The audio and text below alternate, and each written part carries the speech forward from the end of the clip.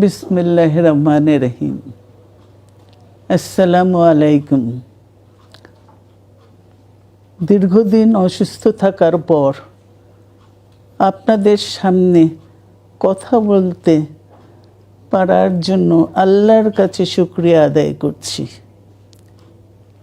আমার কারাবন্দী অবস্থায় আপনারা আমার কারামুক্তি ও রোগ মুক্তির জন্য সংগ্রাম করেছেন, দোয়া করেছেন। সেজন্য আমি আপনাদের সকলকে ধন্যবাদ জানাচ্ছি। দীর্ঘ আন্দোলন সংগ্রাম ও ত্যাগের মধ্য দিয়ে আমরা ফ্যাসিবাদী অবৈধ সরকারের কাছ থেকে মুক্তি পেয়েছি।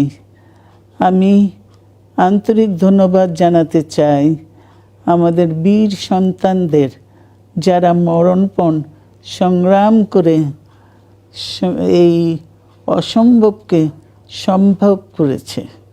শত শত শহীদদের জানাই শ্রদ্ধা।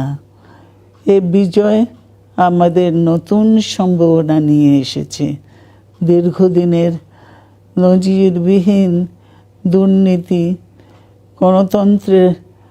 গণতন্ত্রের ধ্বংসের স্তূপের মধ্য থেকে আমাদের নির্মাণ করতে হবে এক সমৃদ্ধ বাংলাদেশ। ছাত্র তরুণরাই আমাদের ভবিষ্যৎ।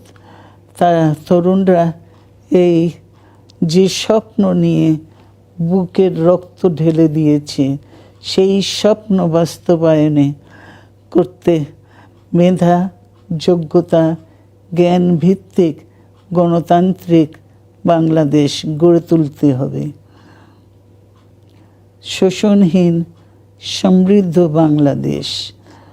সকল ধর্মের গোত্রের অধিকার নিশ্চিত করতে হবে। শান্তি, প্রগতি আর সাম্যের ভিত্তিতে আধুনিক বাংলাদেশ নির্মাণে আসুন আমরা তরুণদের হাত শক্তিশালী করি।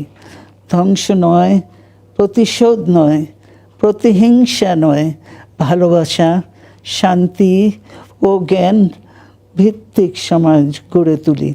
আল্লাহ হাফেজ। বাংলাদেশ জিন্দাবাদ।